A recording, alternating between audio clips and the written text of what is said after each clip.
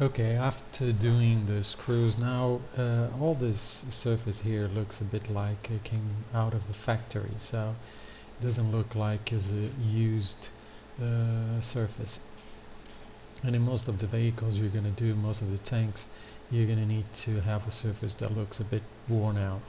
So I'm going to show you a few things that you can do to make this thing look like it's used. Uh, Best way to learn this is to look into the skins that come with Combat Mission Shock Force and see how the pros that did those textures used, how they went about doing this. So I'm gonna quickly show you a few ways of doing this.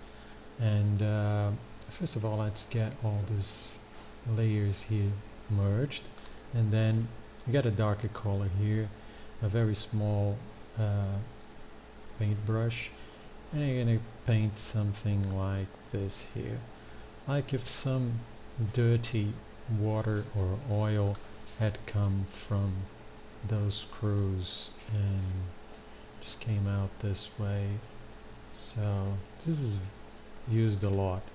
So from the border as well, you could paint it. You could do a little bit and just copy for the other side. You didn't need to do the whole thing. You can just clone it. For instance, you can clone it here, right? You just clone it to this side, grab it here and clone it so that you don't have to repeat. But it's good to do some by hand so that it looks more natural.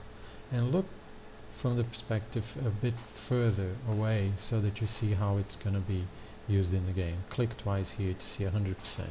So from this distance it looks quite okay. You can make it slightly darker as well in some points. The key thing is not to make anything too mechanical, right? It's got to look natural, so gotta be careful not to do anything too mechanical. A bit of blur, then I think it looks quite okay. Not too much blur, otherwise you get rid of most of the stuff that you've done. Also on the edges, they're usually worn out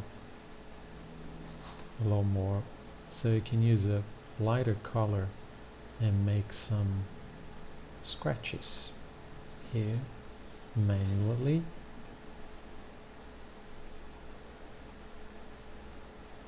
And then some really white ones on top of it, but just in some areas, not everywhere. And I usually do some just random scratches, but you had some around the screws as well, because usually you miss your mark with a screwdriver and you end up doing a big mess here. So oops, I'm doing everything on top of the original, which is something I shouldn't be doing, because for instance here I was thinking I was doing another layer, but I was not, so I end up destroying the work below, and that's not a very good idea. But still, as you can see, you add some worn out effect without much work. Right way to do is to create another layer and work on top of it. So grab a lighter color here. Always work with different layers, because when you do that you have the possibility of erasing without destroying the work that had previously been done. For instance, here I think it's too much, so I just change the opacity, or I come here with my eraser and erase a few things. Too much here, too much here, and I just erase it, and then it looks okay. Look at this area here, is just too straight, and you won't find anything that straight, so you can just make it not look nicer if you add a few bits that aren't so perfect. You also can have a bump here, you can use the dodge and the burn and dodge tool to do that. You know the light's coming this way, so the darker would be here. So let's make a little bump here. So darker here and then lighter here. Brush bigger, like this. Okay. And then really small for the edge. Okay.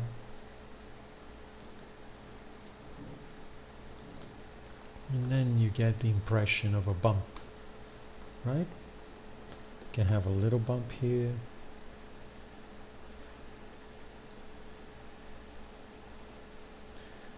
It's just too small and the exposure is too little, so try not any too much effect. And then with the burn tool, right? So you get a few bumps in there, maybe too strong. Then if you're doing another layer, which again I'm not doing, I could just change the opacity and have it in different ways. Alright, now once you have this finished, you have your base texture, then you can change the color. So just click colorize here, and then you can have it any color you like, more intense, less. So let's say you want some desert camel, and just look for the light right. So you can have any color. Now you can tune it here. Okay, once you have that, you can add some camel. So depending on what kind of camel you want, you can add in a different layer. Suppose you want to add some camel here. Just as an example, the right way to do this is with using channels, right? But you can do it this way as well, there's no problem. Then once you have this, you can make a copy, right, so that you don't mess with the one below. And again, our good old Control U and get the lightness like this. Okay, now you can have something like this. You might have to blur it a bit, so some places, right, make it look nicer, right, and there you go. Okay, and you can make any sort of camel you like. I guess that's about it. You can, next tutorial I'm going to show you how to do irregular surfaces, because we've been using just square and the circle, and you might want to do something different, right? You might want to do something that is like shape sort of like this. And how do you go about doing that? I'm gonna explain that to you.